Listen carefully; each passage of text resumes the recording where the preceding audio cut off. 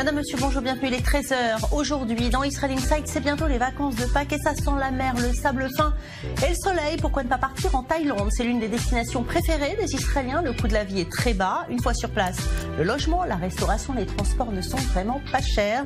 Et cela permet de mener une vie de château pour un budget tout à fait raisonnable. Et dans le grand angle, nous verrons que l'extraction des matériaux précieux rime souvent avec exploitation de personnes vulnérables. Or, émeraude ou rubis, les extraire des mines, oui, mais à quel prix? Retourner dans les mines, vous le verrez, c'est un pari risqué pour ceux qui choisissent de tenter leur chance afin d'échapper à la pauvreté. Mais on commence tout de suite par les titres de l'actualité. Dans quelques semaines, il ne sera plus président, mais en Malaisie, deuxième étape de son ultime tournée à l'étranger, François Hollande s'est fixé une dernière mission avant de quitter le pouvoir, empêcher la victoire du populisme, du nationalisme et de l'extrémisme. Et la Chine demande à la France de protéger ses ressortissants. 2 jours après la mort d'un Chinois tué par la police à Paris, selon la préfecture, il s'agirait d'une légitime défense.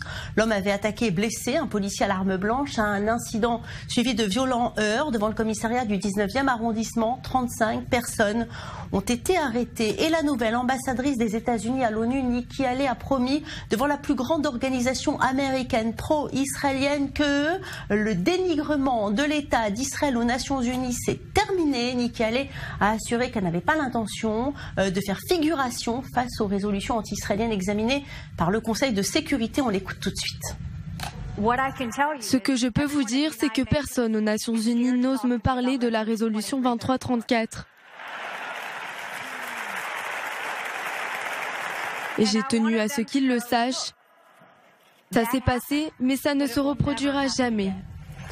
Et le nord-est de l'Australie, sous des pluies torrentielles et des vents violents accompagnant le cyclone Debbie. La tempête a déjà provoqué l'évacuation anticipée de milliers d'habitants. Elle est classée en catégorie 4 sur une échelle allant jusque 5 avec des rafales de vent à 270